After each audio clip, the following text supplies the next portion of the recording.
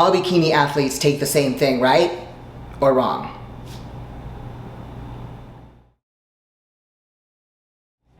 Hi everyone, welcome to my channel, Miami Life and Fitness, a channel about fitness, nutrition, anabolics, how to cycle, and training.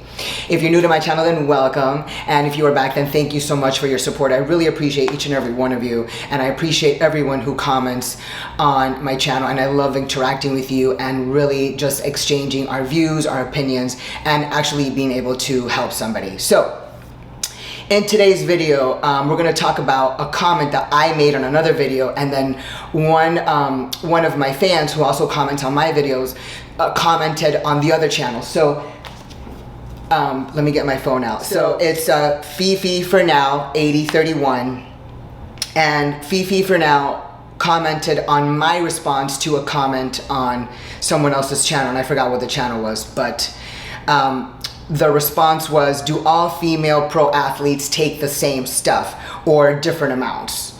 You see, the look of a bikini competitor is very different than that of a physique competitor, although both might take PEDs.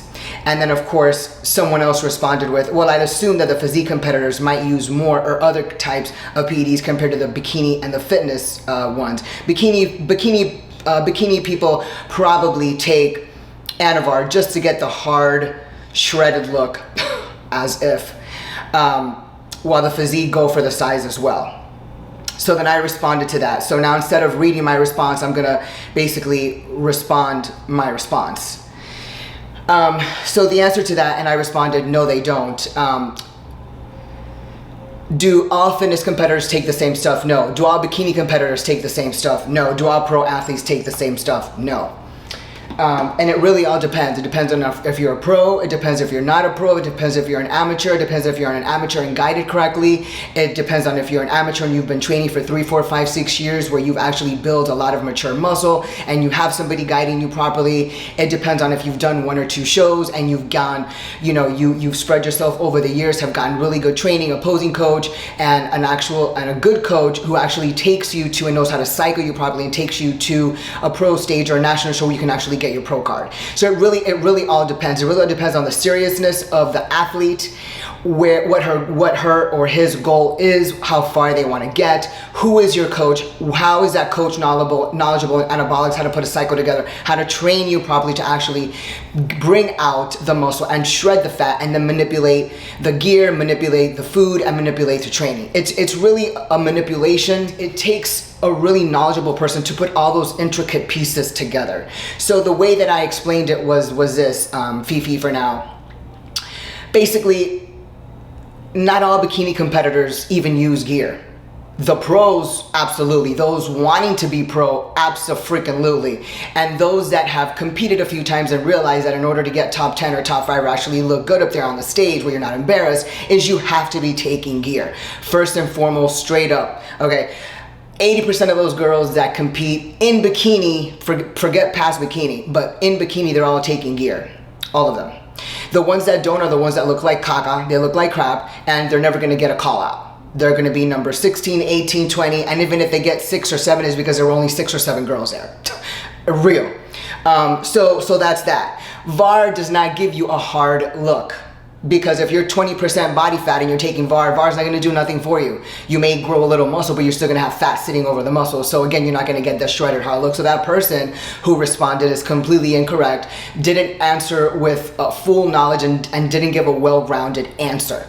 If a woman is already shredded and lean and then they take Anavar and your training is in check and your food is in check and your hormones are balanced, then yes, Anavar is going to give you the hard look, but you still need to take other hormones to manipulate the body to completely dry you out before the show. That's just the way it is. You may even take a diuretic, you may take Clen, you may take T3. It really all depends when you start putting all of the full cocktail together when you get closer to a show. And as far as bikini girls, forget about it because they're on a full cycle. They're on a full cycle of VAR, Primo, and Winstrol right off the bat. And then as you get closer, they can start adding supplements and then start adding Clen and T3, which aren't supplements, but you know how, we already know how the game goes. Those are the last finishing touches. But all those pro girls, and by the way, just to be clear, don't ever think that they cycle on and off. There is no off. If you are a pro or you are training to become a pro, there's no such thing as off. You are on, like your air conditioning all day. You are on, it is on. You are on the whole time. There's no such thing as off. Because when you are trying to get better, because that is the thing about competing in bodybuilding, is you are in competition with yourself, and when you are at a show competing, you're competition with the other girls in your category and in your height range. So you are competing, and in order to get better, you have to grow. And in order to grow, you have to continue to eat right, you have to continue to train heavy and intense, you have to continue to take anabolics. That's the bottom line. The girls and the boys, the men and the ladies will not grow muscle. If they get off cycle, they may retain their muscle, and as long as they eat and train correctly, but you're not going to grow, which means what are you going to get on stage the next year looking the same? You didn't progress, you didn't advance, and then in 2024 and 2025 you're going to get on stage again and you didn't advance. Then what's the point? Just stay home, don't compete. The point of going to the show the next time is to arrive bigger and better, more dry, more cutted, more lean, more crunchy, more ripped, more whatever they call it, okay? That's crispy is the word I'm looking for, okay? That's what you do. You try to progress every single year in order to get better, and this is what it takes if someone is competing, or if somebody is on the road to compete, or actually thinking about being a competitor or competing. These are the things you have to embrace. There's no such thing as off, okay? And once a woman comes off of a cycle after a show, she can 8 out of 10 times really just come off the cycle and her hormones are going to pretty much bounce back, but it really all depends on what she was taking. If she was just taking Primo and Anavar, her body's going to bounce back, no big deal. But for the women who are in figure and physique categories and the bodybuilding categories, who are taking more androgenic compounds or things that really give them the larger muscle and that muscle mass that category requires, you will be taking some type of androgenic compounds. Some do and some don't. Again, and that depends on your genetics.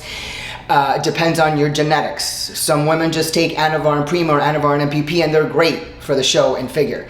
But if you really look at the girls in figure and the pro level, those girls are on androgenic compounds. They may be taking D-ball, they're definitely on test.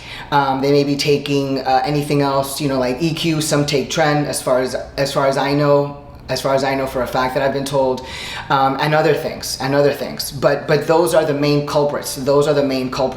Because those are the ones that add mass and add size. And that's what you're looking for when you're at a pro. Have you seen those women in the figure category? Have you seen the women in the physique category? And every year it seems they just kept getting bigger and bigger. So now if that category of bikini is taking the cocktail of Primo and Anavar and Winstrol, then you can only imagine what figure does. I mean, when I did it, and I was like, I'm done with this, I'm not going to keep doing this and basically putting my body at risk. It's not worth it for a $5 trophy from China. I can buy it myself here at Target. But nonetheless, it's, you're taking those three things, and then you could be taking testosterone with that, a little bit of test. You could be taking a little bit of MPP, a little bit of DECA. That's going to give you mass. You could be taking a little bit of Tren. You could be taking a little bit of D-ball. You're definitely going to be taking some type of androgenic compound to increase your size. It really, again, it depends on your size and it depends on your genetics. But some women increase the doses and some don't. Some women increase them and then they come back down. Increase them and then they come back down just to gain size and then maintain, and then they run another cycle of 48 weeks, gain size, and then they drop it and maintain.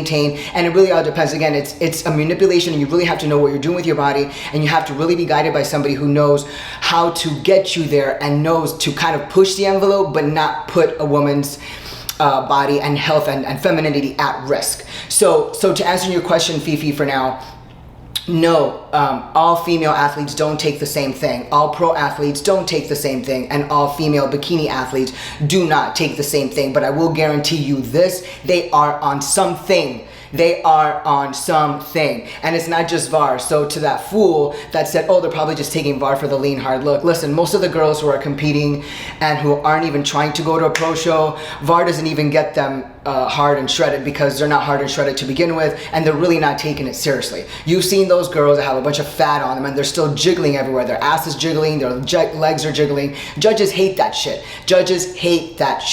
They hate that. When your body bounces and jiggles and moves and does this, that is a huge turnoff for a judge at an NPC show, because it's a bodybuilder. They want to see tight, hard, firm muscle. That is what is sexy. Tight, hard, firm muscle. Not jiggly wiggly, you know, your booty everywhere. That's gross. That's just gross. So that's to answer your question. I hope that everyone got some good information out of it. If you gain some value out of this, then please like, subscribe, and share the video. Also join. I do have my members only up. I have 2 different levels. I have the fans and the super fans, depending on what you want or what you're looking for into the member group. But if you have any questions about it, you can email me at miamilifeandfitness@gmail.com, or you can just write your comment here and I'll answer your question here. We can interact about the members, about this video, or about anything else. And if you need a consultation, you can book it online on my website at www.miamilifeandfitness.com. I hope everyone liked the video. Everyone have a great week. It's hot in Miami. My AC did get fixed, by the way. It did get fixed. And other than that, it's great. Sarabi's great. Sarabi says hello. And everyone have a great weekend, and we will see you soon.